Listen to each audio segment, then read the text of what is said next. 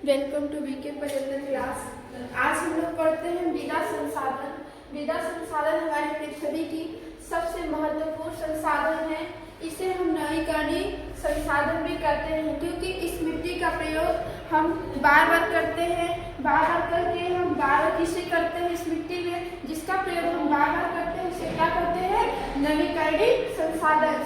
मृदा के एक महत्वपूर्ण संसाधन है। मिट्टी में ही खेती होती है। मिट्टी के कई प्राकृतिक आवास भी है।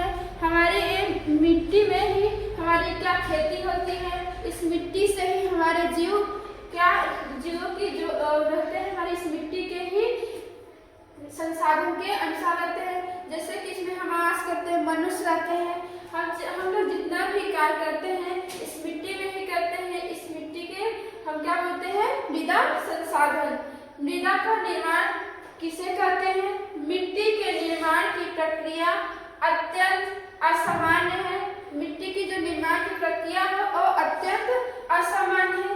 इस बात का अंदाजा इससे लगाया जा सकता है कि 1 सेंटीमीटर परत को बनाने में 1 सेंटीमीटर जो परत को बनाने में हमको हजारों साल लगता है। जैसे कि किसी भी मिट्टी को अगर हम बनाएंगे तो सबसे निचली परत क्या होगी, सबसे निचली, उसके बाद थोड़े थोड़े चट्टाने आएंगे। चट्टानों के बाद थोड़ा दरदरापन आएगा, जो फटी हुई जमीन होती है मिट्टी। फिर उसके बाद बालू से लेकर अवगात सिर्फ से लेकर मिलकर बनेगा। फिर उसके बाद सबसे ऊपरी सतह जो आएंगी वहां पर भी सबसे ऊपरी सतह में ही हम क्या करते हैं, पेड़ पौधे करते हैं या कुछ सब्जियां फल फूल लगाते हैं। सबसे ऊपरी सतह पर, सबसे नीचे हमारे मिट्टी को बनाने में हजारों साल लग जाते हैं। 1 सेंटीमीटर बनाने में मिट्टी को हजारों साल लग जाते हैं। मृदा के निर्माण में कई प्राकृतिक क्रियाओं की महत्वपूर्ण भूमिका है, जैसे कि तापमान, हमारे पानी का तूफान, हवा, शैलों के अपघटन क्रिया, जलवायु, वनस्पति और अन्य जैव पदार्थ हैं जो कि हमारी मृदा के निर्माण के महत्वपूर्ण भूमिका है। इस प्रक्रिया में कई भौतिक और रासायनिक क्रियाओं का भी योगदान होता है। जैसे मृदा का वर्गीकरण, हमारे भारत में अनेक प्रकार की उच्चावच मतलब कि ऊंचाई और नीचे से जो हमारी मृदा है, ऊंचाई और नीचे के जो मृदा है वो भू आकृतियां, जलवायु और वनस्पतियां पाई जाती हैं। हमारी मृदा की जो ऊंचाइयों पे जो मिट्टी पाई जाती है वहां भी क्या जलवायु और वनस्पतियां पाई जाती हैं। जो नीचे है वहां भी कई प्रकार की मृदाएं विकसित हुई हैं। मृदाओं के प्रकार देखिए, कितने प्रकार की मृदा होती हैं। पहला हमारा क्या है, जलोढ़ मृदा, काली मृदा, लाल और पीली मृदा, लेटराइट मृदा, मरुस्थलीय मृदा और वन मृदा। मरुस्थलीय मृदा को हम शुष्क मृदा भी कहते हैं। चलिए आइए हम लोग देखते हैं जलोढ़ मृदा किसे कहते हैं। यह मृदा विस्तृत रूप से फैली हुई है और यह देश की महत्वपूर्ण मृदा है। ये हमारी जो मृदा है ये विस्तृत रूप से क्या फैली हुई है, ये हमारे देश की महत्वपूर्ण मृदा है। भारत के लगभग 45% भाग पर पाई जाती है जलोढ़ मृदा। इसकी स्थिति क्या है, संपूर्ण उत्तरी मैदान, हमारी ये उत्तरी मैदान जलोढ़ मृदा से बना है। हमारे जो भारत है ये उत्तरी मैदान जलोढ़ मृदा से बना है। यह मृदाएं हिमालय की 3 महत्वपूर्ण नदी तंत्रों से मिलकर बना है। कौन कौन सी नदियां हैं, सिंधु, गंगा और ब्रह्मपुत्र नदियों द्वारा लाए गए निक्षेपों से बनी है। ये हमारे इन तीनों नदियों द्वारा लाए गए निक्षेपों से बनी है। ये उत्तरी मैदान जलोढ़ मृदा है। हमारे उत्तरी मैदान में क्या है, जलोढ़ मृदा पाई जाती है। एक सैकड़े गलियारे के द्वारा ये मृदाएं राजस्थान और गुजरात तक फैली है। पूर्वी तटीय मैदान विशेषकर महानदी गोदावरी, कृष्णा और कावेरी नदियों के डेल्टे भी जलोढ़ मृदा से बने हैं। हमारी जो जलोढ़ मृदा की महानदी और गोदावरी, कृष्णा और कावेरी नदियां बनी हैं, ये किस मिट्टी से मिलकर बनी है? जलोढ़ मृदा से। ये इसका डेल्टा बना है। इस मिट्टी में पोटास की बहुलता होती है। हमारे जलोढ़ मृदा में पोटास की अधिक पाया जाता है। रेत, सिल्ट के विभिन्न अनुपात पाए जाते हैं। आयु के आधार पर पुराना जलोढ़, हमारी जो पुरानी मिट्टी है उसको हम क्या बोलते हैं? बांगर। और जो नया जलोढ़ है उसे हम क्या बोलते हैं? खादर में बांटा गया है। जलोढ़ मृदा को दो भागों में बांटा गया है। पुरानी मिट्टी को क्या बोलते हैं? बांगर, और नई मिट्टी को खादर। बहुत सारे उत्पाद ऐसे हैं जो कि चावल, गेहूं आदि बीज के लिए उपयोगी है। आइए देखते हैं काली मृदा किसे कहते हैं। काली मृदा का रंग काला एवं अन्य नाम इसका क्या है? रेंगूर। हम काली मिट्टी को रेंगूर भी बोलते हैं।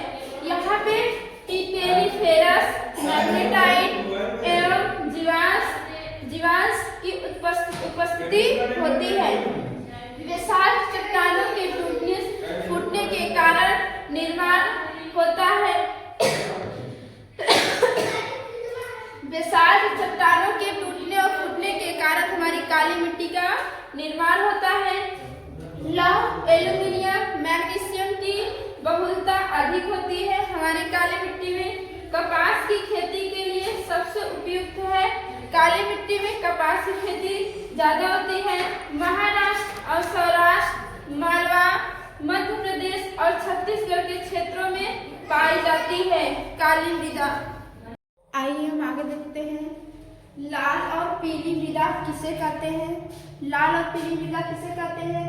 लोहे के समुच्चय की अधिकता, लोहे की जो समुच्चय की अधिकता है का कारण है रंग लाल और कहीं कहीं पीला भी हो सकता है। जो लोहे की समुच्चय की अधिकता है उसके कारण रंग कहीं लाल हो जाता है, कहीं कहीं पीला हो जाता है। अम्लीय प्रकृति की मिट्टी है। ये जो लाल और पीली मृदा है ये अम्लीय प्रकृति की मिट्टी कहलाती है। चूने के इस्तेमाल से उर्वरता को बढ़ाया जा सकता है। इसको जो है चूने के इस्तेमाल से उर्वरता से क्या इसको बढ़ाया जा सकता है।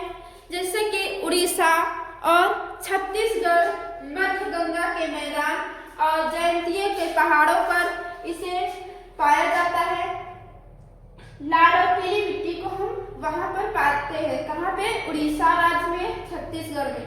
जैसे कि लेटराइट मृदा, लेटराइट मृदा किसे कहते हैं? उच्च तापमान और अधिक वर्षा वाले क्षेत्र में विकसित। जो उच्च तापमान और अधिक वर्षा वाले क्षेत्र जो होते हैं वहां पे लेटराइट मृदा होती है।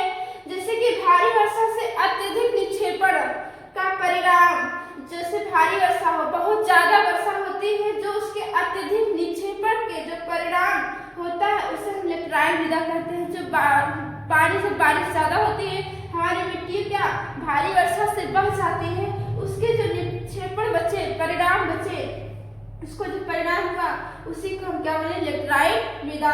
जैसे यहाँ पे किसकी किसकी खेती की जा सकती है? चाय व काजू के लिए उपयुक्त ये खेती लेटराइट मृदा में होती है। यहाँ पे बहुत ज्यादा चाय और काजू की खेती कर सकते हैं। यहाँ पे बहुत ज्यादा हम चाय और काजू को हम उगा सकते हैं। जैसे कौन कौन से राज्य में इसकी खेती ज्यादा होती है? कर्नाटक, केरल, मध्य प्रदेश, उड़ीसा और असम के पहाड़ी क्षेत्र में ये ज्यादा उपयुक्त है। वहां पर इसकी खेती ज्यादा की जाती है। मरुस्थलीय मृदा किसे कहते हैं? मरुस्थलीय मृदा रंग इसका लाल और भूरा होता है। ये रेतीली तथा लवड़ी होती है। इसकी ये जो मिट्टी है रेतीली तथा लवड़ी होती है।